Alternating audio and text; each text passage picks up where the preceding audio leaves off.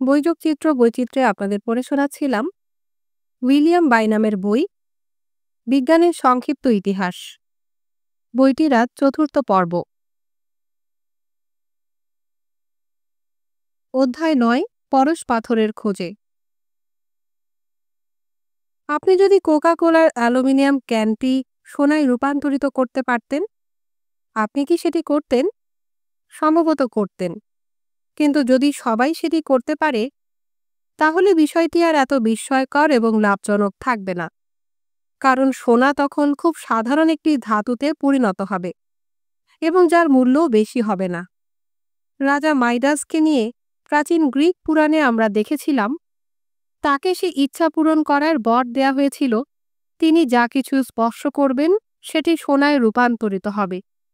আর এটি আমাদের স্মরণ করিয়ে দেয়, তিনি খুব বেশি বুদ্ধিমান ছিলেন না। তিনি এমনকি তার নিজের প্রাতরাশি খেতে পারতেন না, কারণ স্পর্শ করা মাত্রই তার রুটি সোনায় পরিণত হতো। আর সোনা বিশেষ কিছু, এমন ভাবনায় রাজা মাইডাস অবশ্যই একা নন। মানুষ চিরকালই এটিকে বিশেষ মূল্য দিয়েছে। আংশিকভাবে এর কারণ তার চমৎকার স্পর্শানুভূতি আর রং। এটি দুষ্প্রাপ্য এবং শুধু রাজা ও বিত্তশালীরাই এটির মালিক হতে পারতেন। যদি আপনি আবিষ্কার করতে পারেন সাধারণ কোনো জিনিস, যেমন লোহা অথবা সীসা, এমনকি রূপা থেকে কিভাবে সোনা বানানো যায়, তবে আপনার খ্যাতি এবং সৌভাগ্য চিরকালের জন্য নিশ্চিত হয়ে যাবে। এভাবে সোনা বানানো আলকেমি নামের এক ধরনের প্রাচীন বিজ্ঞানের মূল লক্ষ্যগুলোর একটি ছিল। আলকেমি শব্দটি থেকে আল বাদ দিয়ে দেন, একটি কেমি বা কেমিস্ট্রি অথবা রসায়নের সংস্করণ পাবেন।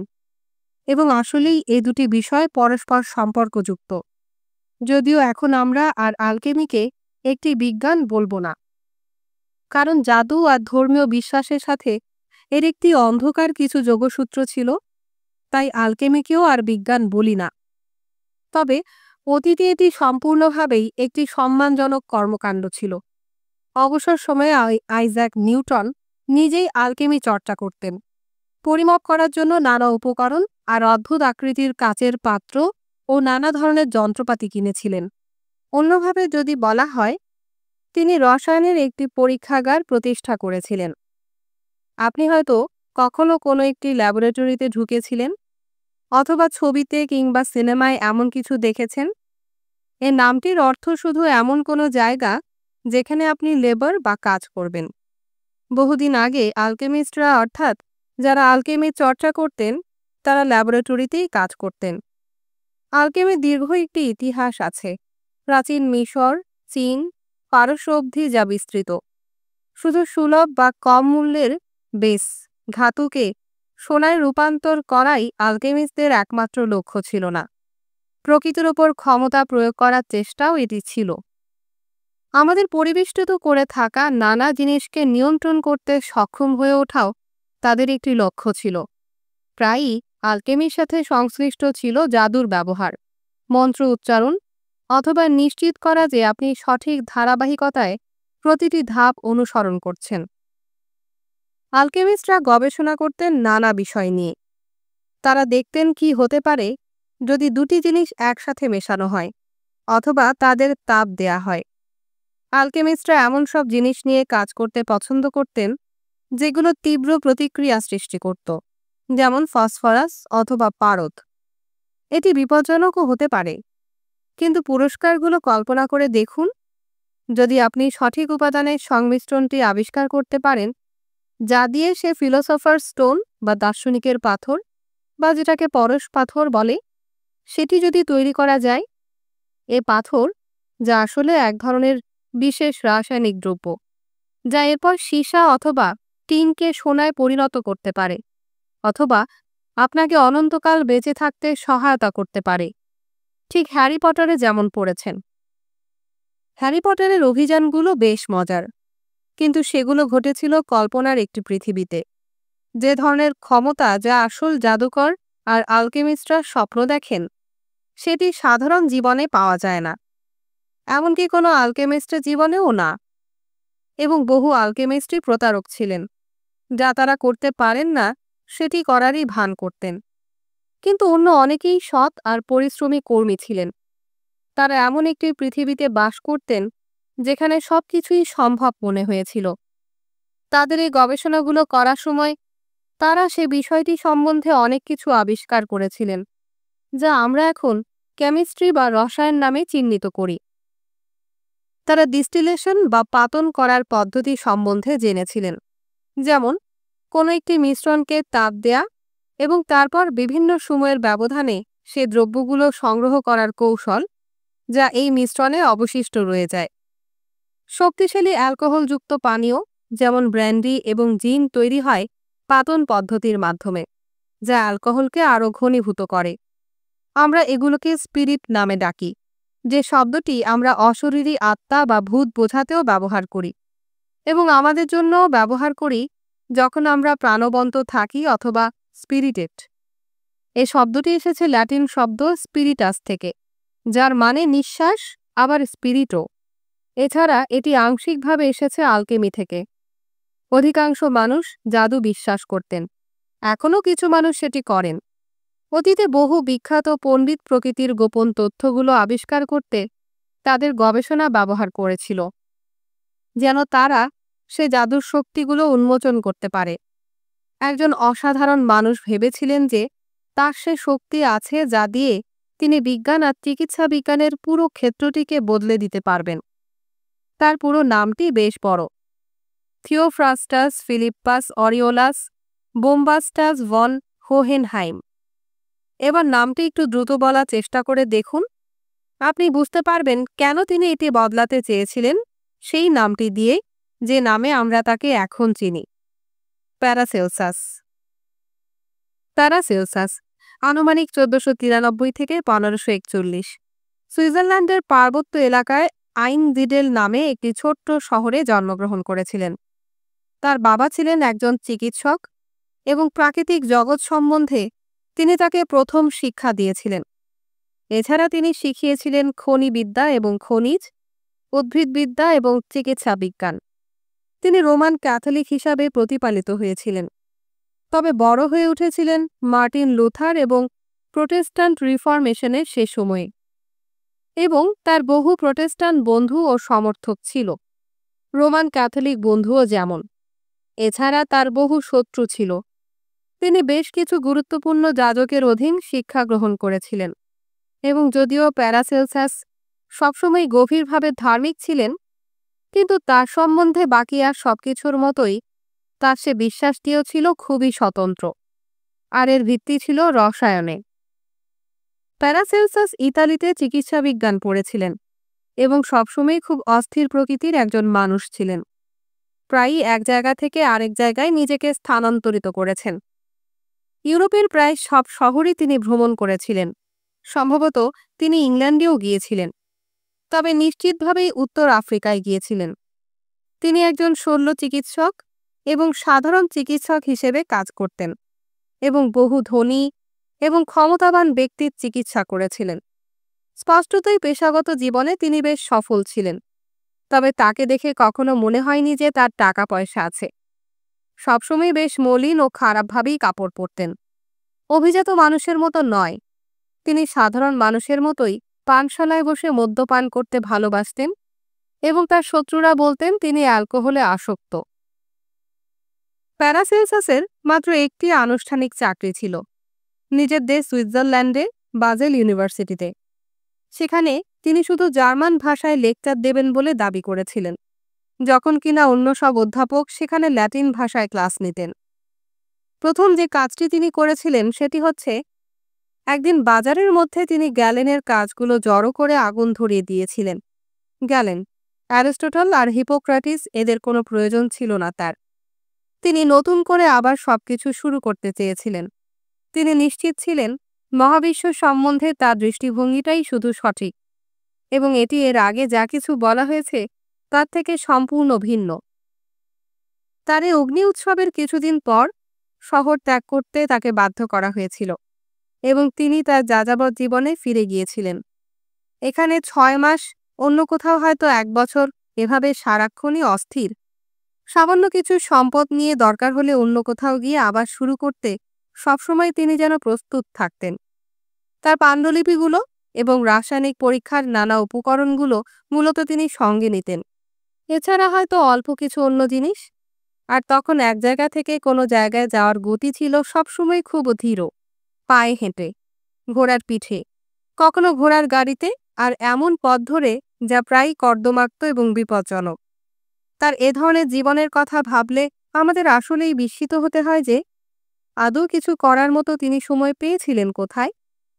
বাস্তবিকভাবেই বহু রোগীর চিকিৎসা করার পাশাপাশি তিনি অনেক বইও লিখেছিলেন, চারপাশের পৃথিবীটা পর্যবেক্ষণ করেছিলেন এবং সে সাথে তার রাসায়নিক পরীক্ষা নিরীক্ষা চলত। রসায়ন মূলত ছিল তার ধ্যান জ্ঞান। যখন বলেছিলেন তার নিজের গবেষণায় পথ দেখাতে প্রাচীন কোনো পণ্ডিতের নির্দেশ তার দরকার নেই, তিনি আন্তরিকভাবেই সেটি বিশ্বাস করতেন। বাতাস, মাটি, আগুন ও পানি, এ মূল উপাদানের ধারণাটি তার কাছে বিশ্বাসযোগ্য মনে হয়নি। এর পরিবর্তে তিনি মনে করতেন মোট 3টি প্রিন্সিপাল বা মূলনীতি আছে: লবণ, গন্ধক আর পারদ। সবকিছুই চূড়ান্তভাবে এ 3টি জিনিসে পৃথক হয়। লবণ কোনো কিছুকে তাদের আকৃতি দেয় অথবা ঘনত্ব, গন্ধক দ্বারা কোনো কিছু দাহ্য হতে পারে এবং পারদ কোনো কিছু ধোঁয়াটে বা তরল হওয়ার জন্য দায়ী। প্যারাসেলসাস তার ল্যাবরেটরির পরীক্ষাগুলো এ 3টি মূলনীতির ওপর ভিত্তি করে ব্যাখ্যা করতেন। তিনি আগ্রহী ছিলেন কিভাবে অ্যাসিড কোনো কিছুকে দ্রবীভূত করে ফেলতে পারে এবং কিভাবে অ্যালকোহলকে বরফের মতো জমিয়ে ফেলা যায়। তিনি নানা জিনিস পোড়াতেন, পোড়ার পর যা অবশিষ্ট থাকে সেটি পরীক্ষা করে দেখতে। তিনি বহু তরলই পাতন করেছিলেন এবং সে প্রক্রিয়ায় পৃথক হওয়া অংশগুলো তিনি সংগ্রহ করেছিলেন। এছাড়া সতর্ক বিবরণ লিখেছিলেন অবশিষ্ট কী থেকে যায় সে বিষয়ে। সংক্ষেপে, তিনি প্রচুর সময় ল্যাবরেটরিতেই কাটিয়েছিলেন, প্রকৃতি আয়ত্তে আনার কৌশল শিখতে। প্যারাসেলসাস বিশ্বাস করতেন যে তার রাসায়নিক পরীক্ষাগুলো তাদের বুঝতে সহায়তা করবে কিভাবে এ পৃথিবী কাজ করে এবং রসায়ন অসুখে নিরাময় করতে পারে এমন বহু নতুন ওষুধের উৎস হতে পারে। তার আগে বেশিরভাগ ওষুধই যা ডাক্তারেরা ব্যবহার করতেন সেগুলো সাধারণত আসত উদ্ভিজ্জ কোনো উৎস থেকে, যদিও প্যারাসেলসাস মাঝে মাঝে উদ্ভিজ ঔষধ ব্যবহার করেছিলেন। কিন্তু তিনি তার রোগীদের সে ওষুধগুলো দিতে ভালোবাসতেন যা তিনি তার পরীক্ষাগারে অধ্যয়ন করেছিলেন। পারদ ছিল তার বিশেষ পছন্দের একটি জিনিস। পারদ আসলেই খুব বিষাক্ত, কিন্তু প্যারাসেলসাস চর্মরোগের চিকিৎসা হিসেবে এটিকে মলম হিসাবে ব্যবহার করতেন এবং বিশ্বাস করতেন যে এটি একটি অসুখের জন্য সবচেয়ে ভালো চিকিৎসা, যা সে সময় ইউরোপে বেশ দ্রুত ছড়িয়ে পড়েছিল। এ রোগটি ছিল সিফিলিস, যে অসুখটি সাধারণত যৌন সংস্পর্শের মাধ্যমে ছড়ায়, যা খুব ভয়ঙ্কর ফুসকুড়ি সৃষ্টি করত আক্রান্ত ব্যক্তির চামড়ায়, তাদের নাক ধ্বংস করে ফেলত এবং সাধারণত তাদের মৃত্যুর কারণ হতো। 1490-এর দশকে প্যারাসেলসাসের জন্মের সমসাময়িক ইতালিতে সিফিলিসের একটি মহামারীর প্রাদুর্ভাব হয়েছিল যা বহু মানুষের মৃত্যুর কারণ হয়েছিল। আর যে সময়ে তিনি তার পেশাজীবন শুরু করেছিলেন ততদিনে সিফিলিস এতই ব্যাপক প্রকোপ ফেলেছিল যে প্রায় সব ডাক্তারই এ রোগে আক্রান্ত রোগী দেখেছিলেন এবং বেশ কিছু চিকিৎসক নিজেরাই এ রোগে আক্রান্ত হয়েছিলেন। প্যারাসেলসাস এ নতুন অসুখ, এর নানা উপসর্গের বিস্তারিত বিবরণ লিখেছিলেন এবং এর চিকিৎসার জন্য তিনি পারদ ব্যবহার করতে পরামর্শ দিয়েছিলেন। যদিও পারদের কারণে মাড়ি থেকে দাঁত আলগা হয়ে খুলে পড়তে পারে কিংবা নিঃশ্বাসে খুব বাজে গন্ধ হতে পারে, কিন্তু এটি সিফিলিসের কারণে সৃষ্ট চামড়ার ফুসকুড়ি দূর করতে পারত।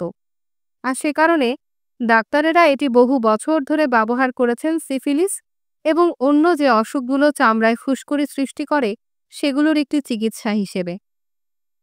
প্যারাসেলসাস আরও অনেক অসুখের বিবরণ দিয়েছিলেন।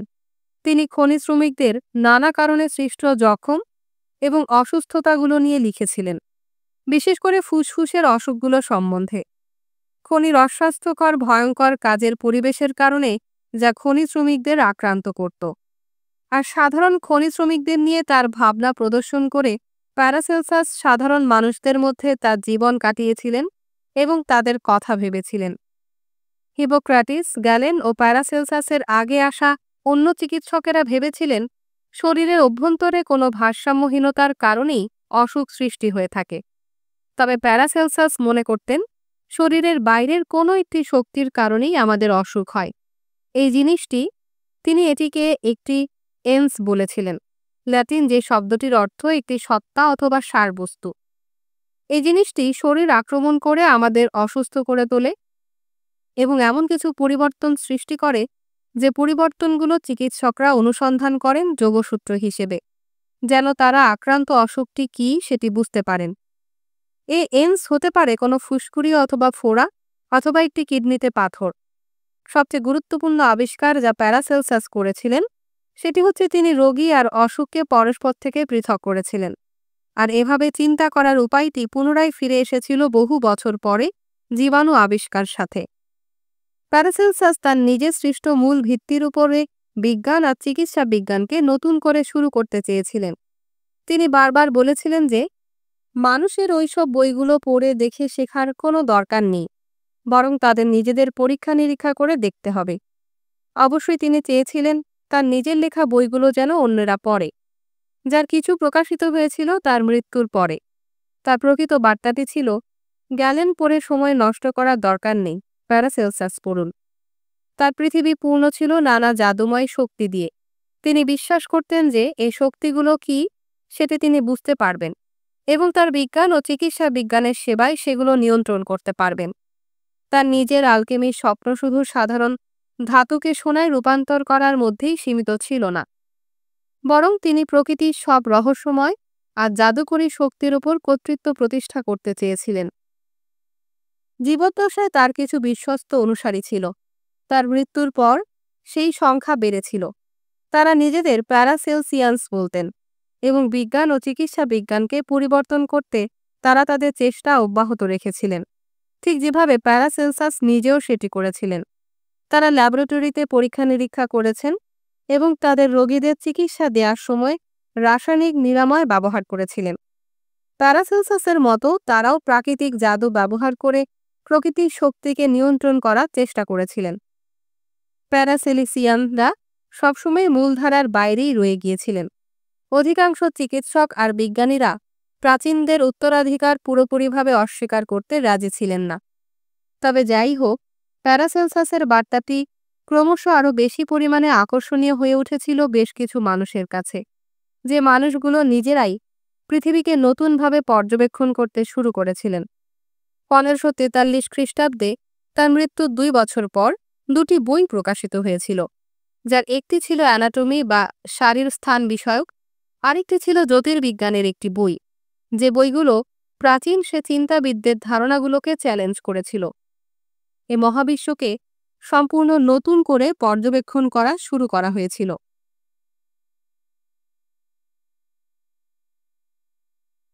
অধ্যায় 10, মানব শরীর উন্মোচন। কিভাবে কোনো কিছু তৈরি করা হয়েছে সেটি যদি আপনি আসলেই বুঝতে চান, প্রায়ই একটি ভালো ধারণা হচ্ছে এটির প্রতিটি অংশ খুলে পৃথক করে পর্যবেক্ষণ করা।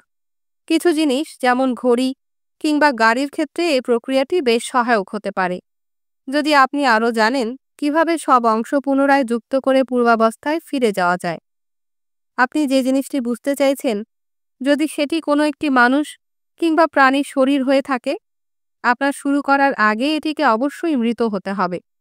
কিন্তু লক্ষ্য এখানে একই। গ্যালেন, যেমন আমরা জানি, বহু প্রাণীর শরীর ব্যবচ্ছেদ করেছিলেন বা সম্পূর্ণভাবে উন্মোচন করেছিলেন, কারণ কোনো মানব শরীর তিনি ব্যবচ্ছেদ করতে পারেননি। তিনি ধরে নিয়েছিলেন যে শূকর অথবা বানরের অ্যানাটমি মোটামুটিভাবে মানুষের মতোই হওয়ার কথা, এবং কিছু উপায়ে তার ধারণা সঠিকই ছিল। কিন্তু মানব শরীরের সাথে এ প্রাণীগুলোর শারীরিক গঠনে বেশ গুরুত্বপূর্ণ কিছু পার্থক্যও ছিল। মানব শরীর ব্যবচ্ছেদ করার প্রচলন শুরু হয় প্রথমে অনিয়মিতভাবে 1300 খ্রিস্টাব্দের কাছাকাছি একটি সময়ে, যখন চিকিৎসা বিজ্ঞানে প্রশিক্ষণ দেওয়ার প্রতিষ্ঠানগুলো অ্যানাটমি পড়াতে শুরু করেছিল। প্রথমে মানুষ যখন শরীরের ভিতরে তারা যা দেখছেন এবং গ্যালেন যা কিছু বলে গিয়েছিলেন তার মধ্যে কোনো পার্থক্য লক্ষ্য করতেন, তারা ধরে নিতেন এ পার্থক্যের সরল কারণ হচ্ছে মানুষ পরিবর্তিত হয়েছে। তারা কিন্তু গ্যালেন ভুল লিখেছেন এমন কিছু ভাবতেন না। কিন্তু যখনই আরও সতর্কতার সাথে মানব শরীরের গঠন লক্ষ্য করা শুরু করেছিলেন, অ্যানাটমি বিশেষজ্ঞরা গ্যালেনের প্রস্তাবনার সাথে ক্রমশ আরও বহু ক্ষুদ্র পার্থক্য আবিষ্কার করতে শুরু করেছিলেন। স্পষ্টভাবেই প্রমাণিত হয়েছিল যে মানব শরীরের ব্যাপারে তাদের এখনও আরও অনেক কিছু আবিষ্কার করা বাকি আছে। যে মানুষটি মানব শরীর অনাবৃত করার কাজটি করেছিলেন তিনি ছিলেন একজন অ্যানাটমিস্ট এবং শল্য চিকিৎসক, আমাদের কাছে যিনি আন্দ্রিয়াস ভিসেইলিয়াস নামে পরিচিত। জন্ম 1514 সালে, মৃত্যু 1564 সালে। আর তার পুরো নাম ছিল আন্দ্রিয়াস উইটিং ভ্যান ওয়েসাল। তিনি বর্তমান সময়ের বেলজিয়ামের ব্রাসেলসে জন্মগ্রহণ করেছিলেন, যেখানে তার বাবা একজন চিকিৎসক ছিলেন এবং তিনি জার্মান সম্রাট পঞ্চম চার্লসের চিকিৎসক হিসেবে কাজ করেছিলেন। খুবই বুদ্ধিমান ভিসেইলিয়াসকে মানবিক শাখার বিষয়গুলো অধ্যয়নের জন্য লুভিন বিশ্ববিদ্যালয়ে পাঠানো হয়েছিল, কিন্তু তিনি চিকিৎসা বিজ্ঞান পড়ার সিদ্ধান্ত নিয়েছিলেন, স্পষ্টতই উচ্চাভিলাষী। এরপর তিনি প্যারিসে গিয়েছিলেন, যেখানে এক্ষেত্রে সবচেয়ে সেরা কিছু শিক্ষক পড়াতেন। এই শিক্ষকেরা সবাই গ্যালেনের অনুসারী ছিলেন এবং সেখানে 3 বছরের প্রশিক্ষণকালে তিনি তার যোগ্যতা দেখিয়ে প্রশংসিত হয়েছিলেন। এছাড়া গ্রিক এবং ল্যাটিন এই দুই ভাষায় দক্ষতা এবং ব্যবচ্ছেদ করার প্রতি তার তীব্র আগ্রহ সেখানে তিনি প্রদর্শন করেছিলেন। জার্মান ও ফরাসি সাম্রাজ্যের মধ্যে একটি যুদ্ধ শুরু হলে তিনি প্যারিস থেকে পালাতে বাধ্য হয়েছিলেন। তবে 1537 খ্রিস্টাব্দে তৎকালীন পৃথিবীর শ্রেষ্ঠতম চিকিৎসা বিজ্ঞানের স্কুল ইতালির পাড়োয়া বিশ্ববিদ্যালয়ে যোগ দেওয়ার আগে তিনি লুভেইনের চিকিৎসা বিজ্ঞান ফ্যাকাল্টিতে মানব শরীর ব্যবচ্ছেদ করার রেওয়াজটি পুনরায় চালু করেছিলেন। তিনি সেখানে পরীক্ষা দিয়েছিলেন এবং সবচেয়ে বেশি নম্বর পেয়ে উত্তীর্ণ হয়েছিলেন। পরের দিনই তাকে সার্জারি এবং অ্যানাটমির শিক্ষক হিসাবে নিয়োগ দেওয়া হয়েছিল। পাড়োয়া কর্তৃপক্ষ প্রতিভাবানদের শনাক্ত করতে জানতেন। ভিসেইলিয়াস নিজেই ব্যবচ্ছেদ করে দেখানোর মাধ্যমে অ্যানাটমি পড়াতেন এবং ছাত্ররা তার ভক্ত ছিল। পরের বছরই তিনি ধারাবাহিকভাবে মানব শরীরের কিছু অংশের অ্যানাটমির সুন্দর কিছু ড্রয়িং প্রকাশ করেছিলেন। সেগুলো এতই ভালো ছিল যে ইউরোপ জুড়ে চিকিৎসকেরা নিজেদের ব্যবহারের জন্য এসব ছবিগুলো অনুলিপি করতে শুরু করেছিলেন। বিষয়টি ভিসেইলিয়াসকে বেশ বিরক্ত করেছিল, কারণ আসলেই তারা তার কাজ চুরি করেছিলেন। মৃত একটি শরীরকে কেটে উন্মুক্ত করা বিশেষভাবে সুখকর কোনো কাজ নয়। মৃত্যুর পরে শরীর খুব দ্রুত পচতে শুরু করে এবং দুর্গন্ধ হয়ে ওঠে। ভিসেইলিয়াসের সময় এ পচন ঠেকানোর কোনো উপায় জানা ছিল না। এর মানে ছিল ব্যবচ্ছেদের কাজটি খুব দ্রুত এবং এমন একটি নিয়মমাফিক ধারাবাহিকতার সাথে শেষ করতে হবে যেন গন্ধ অসহনীয় মাত্রায় যাওয়ার আগেই কাজটি শেষ হয়। প্রথমে পেট ব্যবচ্ছেদ করা হতো, কারণ অন্ত্রনালী সবার আগে পচতে শুরু করে। এরপরে মাথা ও মগজ, তারপর হৃৎপিণ্ড, ফুসফুস এবং বুকের মধ্যে থাকা অন্য অঙ্গগুলো। হাত ও পা ব্যবচ্ছেদ করা হতো সবার শেষে, কারণ সেগুলো সবচেয়ে বেশি দিন টিকে থাকে। পুরো কাজটি সারতে হতো মাত্র 2 বা 3 দিনেই। আর অ্যানাটমি সাধারণত পড়ানো হতো শীতকালে, যখন শীতল আবহাওয়া অন্ততপক্ষে পচন শুরু হওয়ার প্রক্রিয়াটি খানিকটা বিলম্বিত করত এবং চিকিৎসকেরাও ব্যবচ্ছেদ করতে বাড়তি কিছু সময় পেতেন। অষ্টাদশ শতকে শরীর সংরক্ষণ করার পদ্ধতিগুলো আবিষ্কার হয়েছিল এবং এই আবিষ্কার পুরো শরীর ব্যবচ্ছেদ আর পরীক্ষা করে দেখতে আরও বেশি সময় নেয়ার ব্যাপারটি সহজতর করেছিল। যখন আমি নিজে চিকিৎসা বিজ্ঞানের ছাত্র ছিলাম, একটি শরীর ব্যবচ্ছেদ করার জন্য আমার 8 মাস সময় লেগেছিল এবং ব্যবচ্ছেদের দিনগুলো আমার কাপড় আর নখে পচনশীল শরীরের গন্ধ তো লেগে থাকতই, সে সাথে সুরক্ষা করার রাসায়নিক দ্রব্যটির গন্ধও যুক্ত হতো। আমি একজন বৃদ্ধ মানুষের শরীরের ওপর কাজ করেছিলাম। ওই মাসগুলোয় আমি খুব পরিচিত হয়ে উঠেছিলাম তার সাথে। আর যে ধারাবাহিকতায় এখনও ব্যবচ্ছেদ করা হয়, সেটি সেই ভিসেইলিয়াসের সময় থেকে খুব একটা বেশি পরিবর্তিত হয়নি। শুধু আমরা মগজটাকে রেখে দিই সবার শেষে ব্যবচ্ছেদ করতে, কারণ এটি খুব বেশি জটিল একটি অঙ্গ। আমরা ততদিনে সতর্কতার সাথে ব্যবচ্ছেদ করা এবং শরীরের নানা অংশ উন্মোচন করতে বেশ দক্ষও হয়ে উঠি। সে বৃদ্ধ মানুষটি বিজ্ঞানের জন্য তার শরীর দান করেছিলেন। তিনি অবশ্যই আমাকে অনেক কিছুই শিখিয়েছেন। দ্রুত কাজ করার প্রয়োজনীয়তা এবং যে দুর্গন্ধের মুখোমুখি তাকে হতে হয়েছিল, তা সত্ত্বেও ভিসেইলিয়াসের জন্য ব্যবচ্ছেদ খুবই প্রিয় একটি বিষয় ছিল। আমাদের পক্ষে জানা সম্ভব নয় ঠিক কত সংখ্যক শরীর তিনি সতর্কভাবে ব্যবচ্ছেদ করেছিলেন, কিন্তু অবশ্যই সে সংখ্যাটা বেশ বড় হবে, কারণ সে সময় জীবিত এমন যে কারো চেয়েই তিনি মানব শরীরের সব অংশ সম্বন্ধে বেশি পরিমাণ জ্ঞান অর্জনে সক্ষম হয়েছিলেন। পাড়ুয়া বিশ্ববিদ্যালয়ে শিক্ষকতা শুরু করার পর থেকে 1543 খ্রিস্টাব্দে তার বিখ্যাত বইটি প্রকাশ করার মধ্যবর্তী 5.5 বছর তিনি খুবই ব্যস্ত জীবন কাটিয়েছিলেন। ভিসাইলিয়াসের বইটি ছিল আকারে বিশাল, প্রায় 40 সেন্টিমিটার ছিল এটি উচ্চতায় এবং ওজন প্রায় 2 কিলোগ্রাম। ছুটির দিনে অবসরে পড়ার মতো সে পেপার ব্যাগ বইয়ের মতো নয়, যা কিনা আপনি পকেটে নিয়ে ঘুরতে পারবেন। এই বইটির শিরোনাম ছিল ডে হিউম্যানি কর্পোরিস ফ্যাব্রিকা, বা on the structure of human body, মানব শরীরের গঠন সম্বন্ধে, এবং এখনও এটি পরিচিত ডে ফ্যাব্রিকা নামে। এটি অসাধারণ দক্ষতায় সুন্দর আর বিস্তারিতভাবে অলঙ্করণ করা একটি বই ছিল।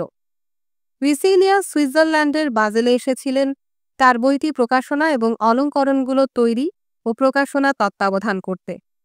আমরা এমন একটি পৃথিবীতে বাস করি যেখানে অলঙ্করণ সর্বত্র আমরা দেখতে পাই। ডিজিটাল ক্যামেরা আমাদের বন্ধুদের কোনো ছবি পাঠানোর বিষয়টি সহজ করেছে এবং পত্রিকার প্রতিটি পাতায় এখন ছবি ছাপা হয়। কিন্তু ভিসিলিয়াসের সময় এই কাজটি এত সহজ ছিল না। তখন ছাপাখানা আবিষ্কার হয়েছে মাত্র 100 বছর হলো, আর ছবিগুলো ছাপতে হতো খুব সতর্কভাবে। খোদাই করা হতো কাঠের ব্লক ব্যবহার করে, যে কাঠের ব্লকের উপর মূল ড্রয়িং থেকে আগে ছবিটির একটি অনুলিপি করা হতো।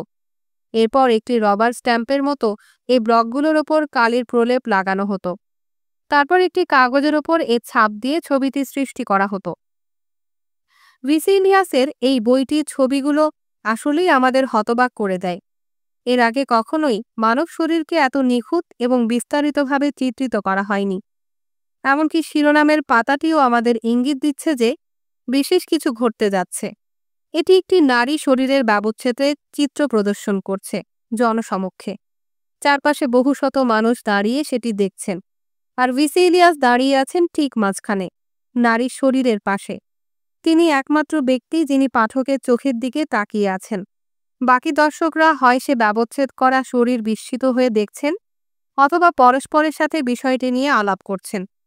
গ্যালেন অ্যানাটমি নিয়ে তার নিজের বইটি লেখার সময় প্রাণীদের শরীর ব্যবচ্ছেদ করেছিলেন। সে বাস্তব সত্যটির একটি স্মারক হিসাবে ছবির বাম দিকে একটি বানর আর ডান দিকে কুকুরকে আমরা দেখতে পাই। আর তার নিজের বইয়ে ভিসিলিয়াস মানব অ্যানাটমি নিয়ে কথা বলেছিলেন, মানব শরীর থেকে, এবং যে শরীরের ওপর সব ব্যবচ্ছেদ তিনি নিজেই করেছিলেন। এটি আসলেই বিস্ময়করভাবেই সাহসিকতাপূর্ণ একটি কাজ ছিল এক তরুণের, যার বয়স তখনও 30 স্পর্শ করেনি। কিন্তু তারপরও ভিসিলিয়াসের আত্মবিশ্বাসী হওয়ার যথেষ্ট কারণ ছিল। তিনি জানতেন যে অন্য যে কারো চেয়েই তিনি একমাত্র মানব শরীরের ভিতরে সবচেয়ে বেশি দূর অবধি দেখেছিলেন। তার বইয়ে অসাধারণ ছবিগুলোর মধ্যে সেগুলো ছিল যা শরীরের মাংসপেশিগুলো প্রদর্শন করেছিল, সামনে এবং পেছনে।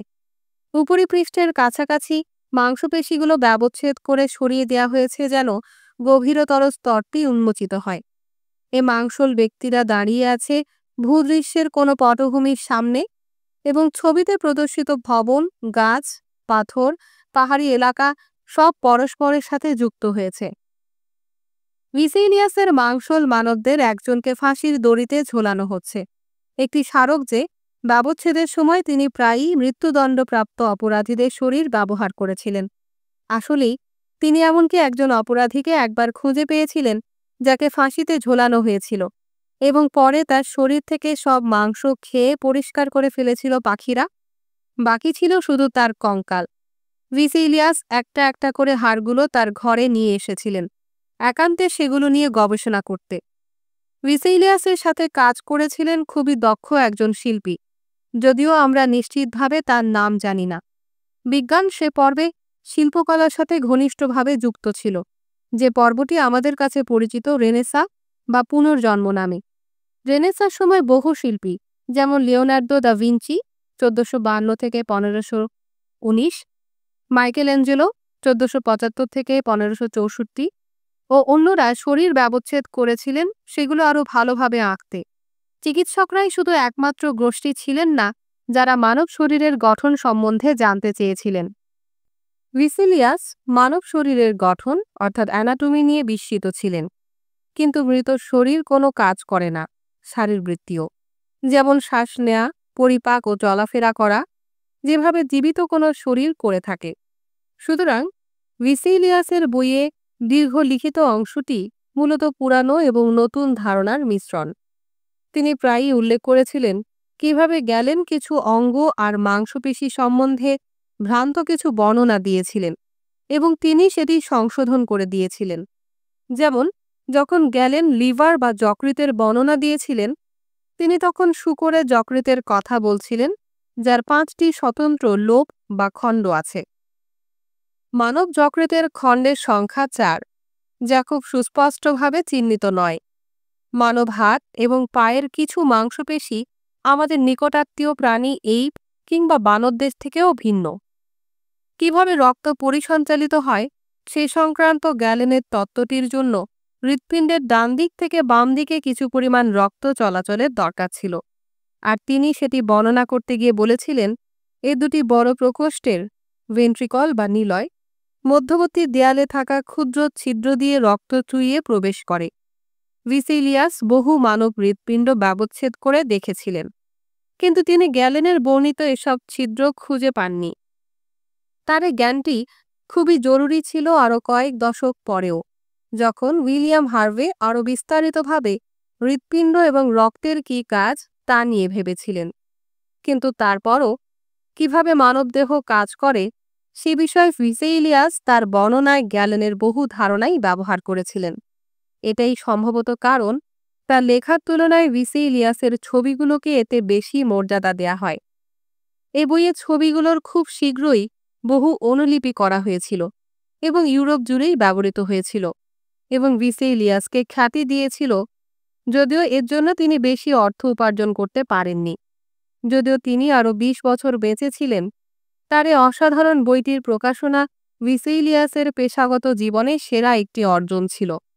কিছু সংশোধনী সহ তিনি এই বইটির দ্বিতীয় সংস্করণও প্রকাশ করেছিলেন, কিন্তু প্রথম সংস্করণটি প্রকাশিত হওয়ার পরপরই তিনি রাজসভার চিকিৎসক হিসেবে যোগ দিয়েছিলেন। এরপর তিনি তার সময় কাটিয়েছিলেন ধনী আর ক্ষমতাবানদের চিকিৎসা সেবা দিয়ে। হয়তো তিনি ভেবেছিলেন তার যা কিছু বলার ছিল সবকিছুই তিনি ইতিমধ্যেই বলে ফেলেছেন। স্মরণীয় হয়ে থাকার মতো যথেষ্ট কিছু তিনি বলেছিলেন এবং করেছিলেন। দে ফ্যাব্রিকা সর্বকালের অন্যতম শ্রেষ্ঠ বইগুলোর একটি হিসেবে তার অবস্থান অক্ষুণ্ণ রেখেছে। অ্যানাটমি ও শিল্পকলার একটি সঙ্গম যা আজও প্রশংসিত হয়, এবং এর মাধ্যমে ভিসেলিয়াস আমাদের জন্য দুটি চিরস্থায়ী উপহার রেখে গিয়েছিলেন। প্রথমত, তিনি মানব শরীরের নানা অংশ নিয়ে তার সূক্ষ্ম বিবরণগুলো অব্যাহত রাখতে অন্য চিকিৎসকদের উৎসাহিত করেছিলেন। পরবর্তীতে অ্যানাটমি বিশেষজ্ঞরা আরও কিছু অংশ খুঁজে পেয়েছিলেন যা ভিসেলিয়াসের চোখে পড়েনি, অথবা তার ভুলগুলো তারা সংশোধন করেছিলেন। শিল্পময় অভিব্যক্তি আর সতর্ক ব্যবচ্ছেদের মিশ্রণ যা তিনি শুরু করেছিলেন তা আরও অনেককেই উৎসাহিত করেছিল বই প্রকাশ করতে, যেখানে শরীরের নানা অংশের ছবি অলংকৃত থাকবে। ভিসেলিয়াসের বইটি ছিল প্রথম বই যেখানে লেখার চেয়ে এর ছবিগুলো গুরুত্বপূর্ণ ছিল, কিন্তু এটি এ ধরনের শেষ বই ছিল না। চিকিৎসকদের শেখানোর জন্য দরকার ছিল কিভাবে তারা দেখবেন যা কিছু তাদের সামনে আছে, আর তাদের এভাবে শেখানোর জন্য ছবি অপরিহার্য ছিল। দ্বিতীয়ত, ভিসেলিয়াস গ্যালেনের মুখোমুখি সাহসের সাথে দাঁড়িয়েছিলেন। তিনি তাকে নিয়ে কোনো নিষ্ঠুর আচরণ করেননি, যেমন প্যারাসেলসাস করেছিলেন, কিন্তু খুব নীরবে তিনি প্রদর্শন করেছিলেন কেউ চাইলে তিনি গ্যালেনের চেয়ে বেশি কিছু জানতে পারেন। তিনি দেখিয়েছিলেন জ্ঞানের পরিমাণ প্রজন্মান্তরে বৃদ্ধি পায়। তিনি সে বিতর্কটি শুরু করে সহায়তা করেছিলেন যা 100 বছরেরও বেশি সময় ধরে টিকেছিল। সে প্রশ্নটি ছিল সরল: আমরা কি প্রাচীনদের তুলনায় বেশি জানতে পারি? ভিসেলিয়াসের আগে সহস্র বছরে এ প্রশ্নের উত্তর ছিল না। ভিসেলিয়াসের পরে এ উত্তরটি ক্রমান্বয়ে বদলে গিয়েছিল। মানুষ ভাবতে শুরু করেছিল, যদি জানার দরকার এমন সব কিছুই ইতোমধ্যে আবিষ্কার করা হয়ে যায়, তাহলে জানার আর চেষ্টা করে কি লাভ? কিন্তু যদি আমি নিজে অনুসন্ধান করি, হয়তো আমি এমন কিছু দেখতে পাব যা এর আগে আর কেউ দেখেনি।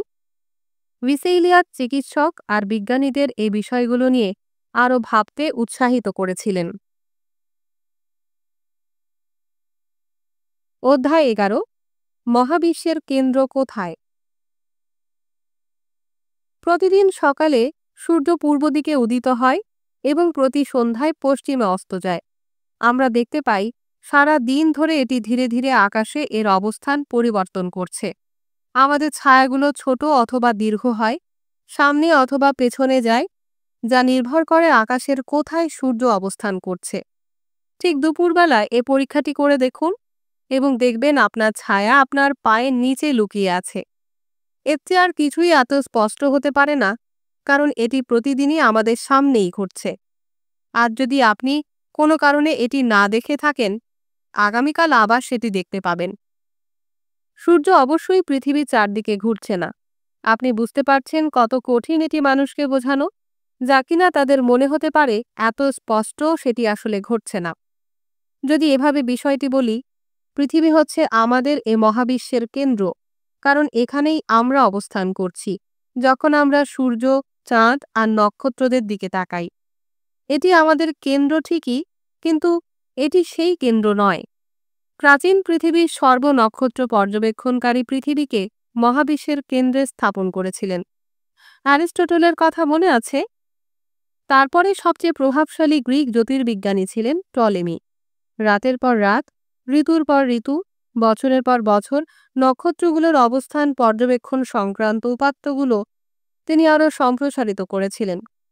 মেঘমুক্ত রাতের আকাশে নক্ষত্র দেখা আসলেই জাদুময় একটি অভিজ্ঞতা।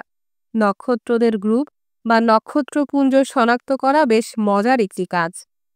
সপ্তর্ষিমণ্ডল, বিগ ডিপার বা লাঙ্গল, কালপুরুষের কোমর বন্ধনী, ওরাইয়নের বেল্ট খুব সহজেই আকাশে লক্ষ্য করা সম্ভব যখন কোনো মেঘ থাকে না। আর সপ্তর্ষি মণ্ডল থেকে আপনি ধ্রুবতারা, নর্থ স্টার বা ধ্রুব নক্ষত্র খুঁজে পাবেন। আর একটি সঠিক দিক বরাবর জাহাজ চালাতে নাবিকদের রাতের বেলায় এটি সহায়তা করত। কিন্তু মহাবিশ্বের সে মডেলে বেশ কিছু সমস্যা ছিল। যে মডেলের কেন্দ্রে ছিল পৃথিবী আর মহাজাগতিক বস্তু এর চারপাশে নিখুঁত চক্রাকারে ঘুরছে। যেমন নক্ষত্রদের কথা ধরুন, তারা তাদের অবস্থান পরিবর্তন করে, তবে সেটি খুব ধীরে, বহু রাত্রি অতিক্রান্ত হলে। স্প্রিং ইকুইনক্স অর্থাৎ বসন্তকালীন মহাবিষুব, যখন সূর্য সরাসরি বিষুবরেখার উপরে থাকে, যখন দিন আর রাতের দৈর্ঘ্য সমান হয়। এই দিনটি জ্যোতির্বিজ্ঞানীদের কাছে সবসময় গুরুত্বপূর্ণ ছিল এবং বাস্তবিকভাবে সবার জন্যই। এটি হয় 20 অথবা 21 মার্চ, আর 21 মার্চ হচ্ছে বসন্তের আনুষ্ঠানিক প্রথম দিন। সমস্যা হচ্ছে, প্রতিটি বসন্তের প্রথম দিনে নক্ষত্ররা খানিকটা ভিন্ন অবস্থানে থাকে, আর সেটি হওয়া উচিত ছিল না যদি তারা পৃথিবীর চারপাশে আসলেই নিখুঁত বৃত্তাকার কক্ষপথে প্রদক্ষিণ করত। জ্যোতির্বিজ্ঞানীরা এটিকে বলেন the precision of the equinox বা অয়নচলন, যে কারণে সূর্যের বিষুব রেখা অতিক্রমণের সময় প্রতি বছর এগিয়ে আসে। কেন এমন হয় সেটি ব্যাখ্যা করতে তাদের বেশ জটিল হিসাব নিকাশ করতে হতো। গ্রহদের গতিবিধিও ছিল একটি ধাঁধা। যখন আপনি শুধু খালি চোখ রাতের আকাশের দিকে তাকাবেন, গ্রহগুলোকে দেখে মনে হবে উজ্জ্বল নক্ষত্র। প্রাচীন জ্যোতির্বিজ্ঞানীরা ভেবেছিলেন যে 7টি গ্রহ আছে: মার্কারি, ভেনাস, মার্স, জুপিটার আর স্যাটার্ন, এবং সূর্য ও চন্দ্র। হ্যাঁ, তারা সূর্য আর চন্দ্রকে গ্রহ হিসাবে চিহ্নিত করেছিলেন। অবশ্যই এই গ্রহগুলো সেসব মহাজাগতিক বস্তুদের তুলনায় পৃথিবীর অনেক নিকটবর্তী ছিল, যেগুলোকে স্থির নক্ষত্র বা ফিক্সড স্টার হিসাবে চিহ্নিত করা হয়েছিল, যাকে আমরা এখন মিল্কি ওয়ে বলি। স্থির নক্ষত্রদের তুলনায় গ্রহদের পর্যবেক্ষণ আরও বেশি সমস্যা সৃষ্টি করেছিল, কারণ সেগুলো এমন কোনো গতিবিধি প্রদর্শন করে না যা দেখে কিনা মনে হয় এগুলো পৃথিবীর চারপাশে ঘুরছে। একটি বিষয় হচ্ছে, তাদের গতিবিধি দেখে মনে হয় না সেগুলো অপরিবর্তনীয়, কারণ গ্রহগুলোকে মাঝে মাঝে দেখে মনে হয় যেন তারা পেছন দিকে যাচ্ছে। এই সমস্যাটির সমাধান করতে জ্যোতির্বিজ্ঞানীরা বলেছিলেন, যে বিন্দুকে ঘিরে গ্রহগুলো প্রদক্ষিণ করছে সেটি আসলেই পৃথিবীর কেন্দ্র নয়। তার এই বিন্দুটির নাম দিয়েছিলেন তারা ইকুয়ান্ট।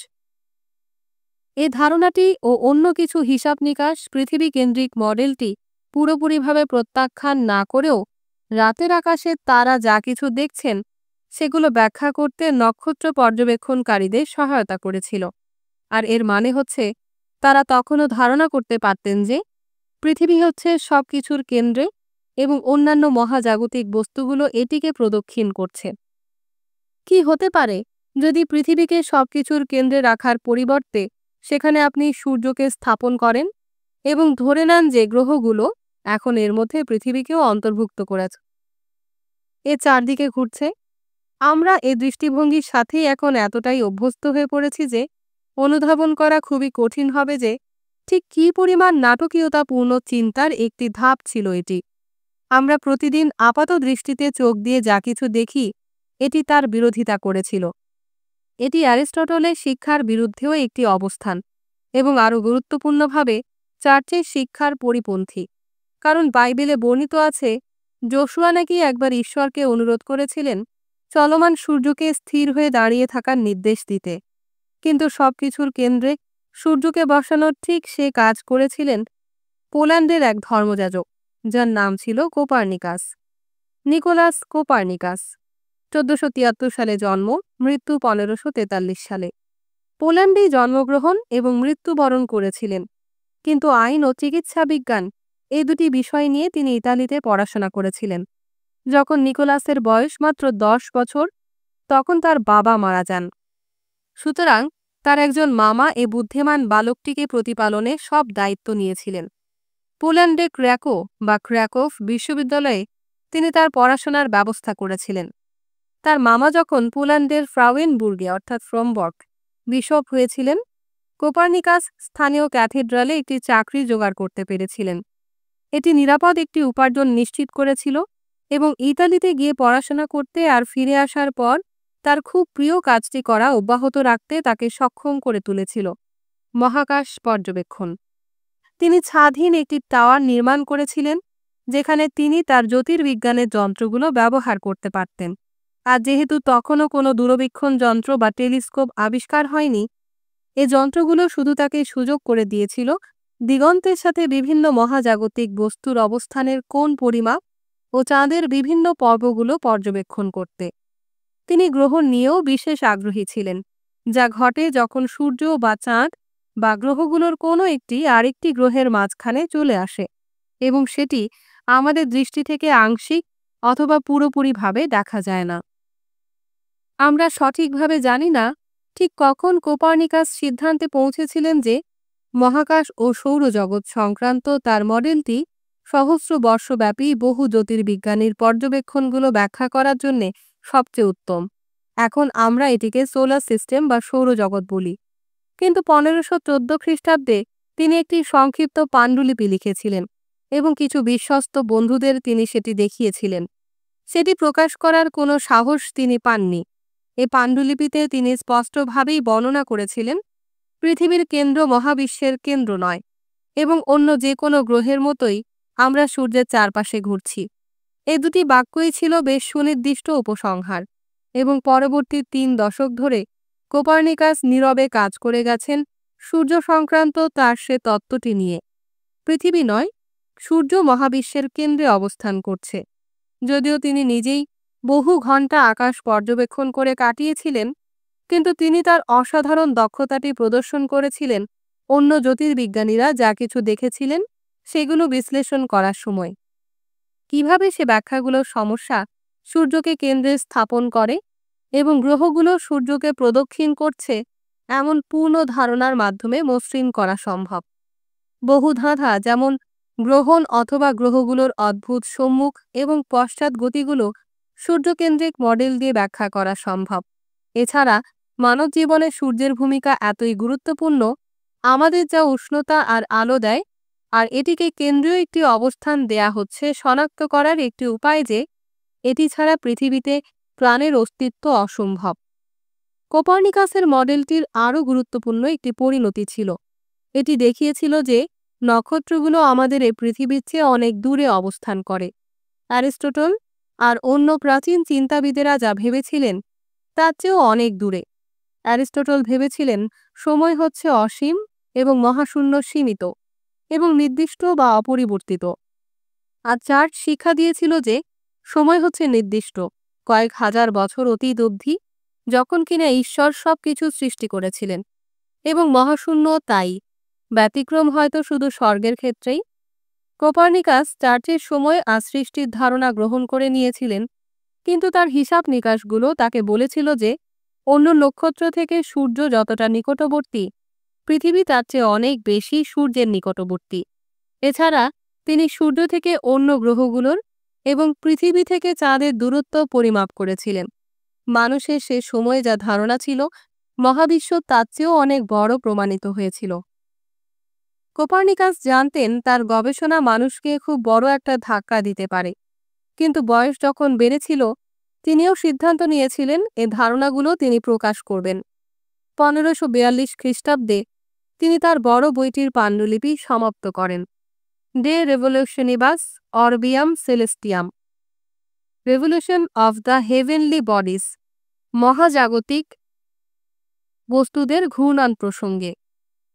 কিন্তু ততদিনে কোপার্নিকাস অসুস্থ ও বৃদ্ধ হয়ে পড়েন, সুতরাং তিনি এর প্রকাশনার দায়িত্ব দেন তার বন্ধু, আরেকজন যাজক, রেটিকাসের ওপর, যিনি তার ধারণাগুলো সম্বন্ধে জানতেন। রেটিকাস তার কাজ শুরু করেন, কিন্তু তারপর তাকে জার্মানির একটি বিশ্ববিদ্যালয়ে কাজের জন্য পোল্যান্ড ছেড়ে যেতে হয়েছিল, এবং এরপর দায়িত্বটি এসে পড়েছিল আন্দ্রিয়াস ওসিয়ান্ডার নামে আরেকজন যাজকের উপরে। ওসিয়ান্ডারে বিশ্বাস করতেন কোপার্নিকাসের এ ধারণাগুলো খুবই বিপজ্জনক, সুতরাং বইটির শুরুতে তিনি তার নিজস্ব একটি ভূমিকা যুক্ত করেছিলেন। অবশেষে বইটি 1543 খ্রিস্টাব্দে প্রকাশিত হয়েছিল। ভূমিকায় ওসিয়ান্ডার লিখেছিলেন, কোপার্নিকাসের ধারণাগুলো আসলে সত্য নয়, বরং পৃথিবী কেন্দ্রিক মহাবিশ্বের ধারণায় যে সমস্যাগুলো বহুদিন ধরে জ্যোতির্বিজ্ঞানীরা শনাক্ত করেছিলেন, এগুলো ছিল শুধু সে সমস্যাগুলো সমাধানেরই একটি সম্ভাব্য উপায়। ওসিয়ান্ডারের নিজস্ব মতামতের অধিকার আছে, কিন্তু তিনি খুব অসৎ একটি কাজ করেছিলেন। বইটির ভূমিকা তিনি এমনভাবে লিখেছিলেন যেন মনে হয় এটি কোপার্নিকাসের নিজের লেখা একটি ভূমিকা। আর যেহেতু সেখানে কেউ স্বাক্ষর করেননি, সবাই অনুমান করেছিলেন যে এটা হয়তো কোপার্নিকাস তার ধারণাগুলো সম্বন্ধে বলতে চেয়েছিলেন, এবং ততদিনে কোপার্নিকাস প্রায় মৃত্যুর কাছাকাছি, এবং ভূমিকাটি যে ভুল ধারণা দিয়েছিল সেটি সংশোধন করতে কিছু করার মতো ক্ষমতাও তার আর ছিল না। পরিণতিতে প্রায় 100 বছর ধরে এ অসাধারণ বইটির পাঠকেরা অনুমান করেছিলেন যে কোপার্নিকাস শুধু প্রতি রাতে আপনি আকাশে যা দেখেন সেগুলো ব্যাখ্যা করার সম্ভাব্য বিকল্প উপায়গুলো নিয়ে পরীক্ষা নিরীক্ষা করেছেন, এবং আসলেই তিনি এমন কিছু বলছেন না যে পৃথিবী সূর্যের চারদিকে ঘুরছে। এই ভূমিকাটি কোপার্নিকাসের অসাধারণ এই বইটির বৈপ্লবিক বার্তাটিকে উপেক্ষা করতে এর পাঠকদের সহজ করে তুলেছিল। বহু মানুষই এই বইটি পড়েছিলেন, তবে এর বক্তব্য এবং হিসাব নিকাশগুলো জ্যোতির্বিজ্ঞানকে প্রভাবিত করতে পেরেছিল তার মৃত্যুর বহু দশক পরে। বিশেষভাবে গুরুত্বপূর্ণ দুজন জ্যোতির্বিজ্ঞানী তার এই কাজটিকে আরও এগিয়ে নিয়ে গিয়েছিলেন। তাদের একজন টাইকো ব্রাহে, জন্ম 1546 সালে, মৃত্যু 1601 সালে। কোপার্নিকাসের দাবি, মহাবিশ্ব অবশ্যই আকারে অনেক বিশাল আর নক্ষত্রগুলোর অবস্থান বহু দূরে। এমন ধারণাটি দ্বারা তিনি প্রভাবিত এবং অনুপ্রাণিত হয়েছিলেন। 1560 খ্রিস্টাব্দে একটি সূর্যগ্রহণ পর্যবেক্ষণ তার কল্পনাকে বিশেষভাবে উত্তেজিত করেছিল। যদিও অভিজাত ড্যানিশ পরিবার চেয়েছিল যে তিনি যেন আইন বিষয়ে পড়েন, কিন্তু একটি মাত্র বিষয় যা তাকে সন্তুষ্ট করতে পেরেছিল সেটি ছিল জ্যোতির্বিদ্যা। 1572 সালে তিনি রাতের আকাশে একটি নতুন, খুবই উজ্জ্বল নক্ষত্র লক্ষ্য করেছিলেন। তিনি এ নোভা স্টেলা অর্থাৎ নতুন নক্ষত্র নিয়ে লিখেছিলেন এবং প্রস্তাব করেছিলেন মহাকাশ আসলেই পুরোপুরিভাবে নিখুঁত আর অপরিবর্তনীয় নয়। তিনি নিজের জন্য একটি বিশেষ পর্যবেক্ষণ কেন্দ্র নির্মাণ করেছিলেন ডেনমার্কের উপকূল থেকে খানিকটা দূরে অবস্থিত একটি দ্বীপে, এবং এটি সে সময় সবচেয়ে অগ্রসর নানা উপকরণ দিয়ে সাজিয়েছিলেন। দুর্ভাগ্যজনকভাবে তখনও দূরবীক্ষণ যন্ত্র আবিষ্কার হয়নি। 1577 সালে তিনি একটি ধূমকেতুর পথ অনুসরণ করেছিলেন। ধূমকেতু সাধারণত অশুভ সংকেত হিসাবে বিবেচিত হতো, কিন্তু টাইকোর জন্য ধূমকেতুর গতিপথটি গুরুত্বপূর্ণ ছিল একটি সত্য আবিষ্কারের জন্য। মহাজাগতিক বস্তুগুলো তাদের নিজস্ব বলয়ে স্থির ও অপরিবর্তনীয় নয়, যেহেতু ধূমকেতুগুলো তাদের গতিপথে সে বলয়গুলোর মধ্য দিয়ে অনায়াসে অতিক্রম করে যেতে পারে। নক্ষত্রদের অবস্থান এবং তাদের ও গ্রহদের গতিবিধি নিয়ে টাইকো বহু গুরুত্বপূর্ণ আবিষ্কার করেছিলেন, যদিও একটা পর্যায়ে তিনি তার পর্যবেক্ষণ কেন্দ্র বন্ধ করে প্রাগে চলে আসতে বাধ্য হন, যেখানে 1597 খ্রিস্টাব্দে তিনি তার নতুন জ্যোতির্বিজ্ঞানের মান মন্দিরটি প্রতিষ্ঠা করেন।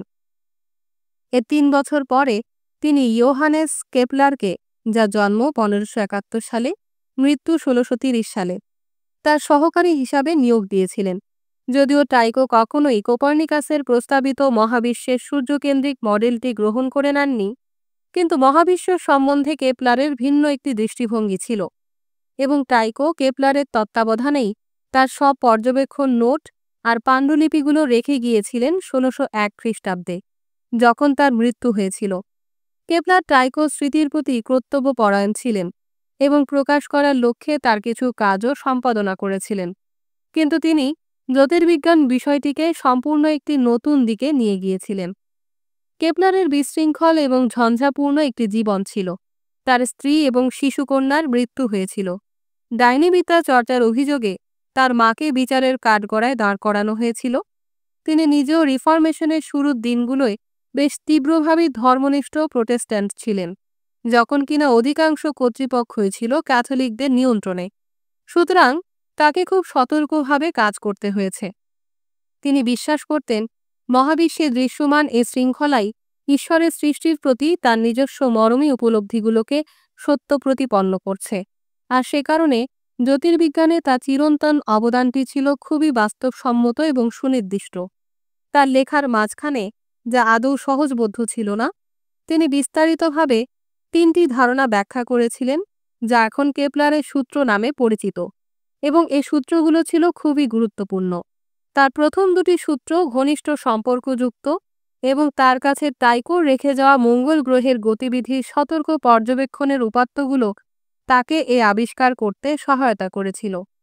এই উপাত্তগুলোই দীর্ঘদিন ধরে কেপলার অধ্যয়ন করেছিলেন এবং অবশেষে অনুধাবন করেছিলেন যে গ্রহগুলো সবসময় একই গতিতে চলছে না, বরং দ্রুততর গতিতে চলে যখন সেগুলো সূর্যের নিকটে অবস্থান করে, এবং যখন সূর্য থেকে এরা আরও দূরে চলে যায় তাদের গতিও কমে। তিনি দেখেছিলেন সূর্য থেকে যদি আপনি একটি সরল রেখা টানেন গ্রহ বরাবর, মহাবিশ্বের কেন্দ্রে যা অবস্থান করছে, বক্ররেখার অংশ বা চাপ যা গ্রহগুলো তাদের কক্ষে চলার সময় সৃষ্টি করে সেটি অপরিবর্তনশীল, তবে গ্রহগুলোর গতি অপরিবর্তনশীল নয়। এটি ছিল তার দ্বিতীয় সূত্র, এবং এর পরিণতি ছিল তার প্রথম সূত্রটি। গ্রহগুলো নিখুঁত বৃত্তাকার পথে ঘুরছে না, বরং উপবৃত্তাকার পথে ঘুরছে, এক ধরনের চ্যাপ্টা হয়ে যাওয়া বৃত্তাকার পথে।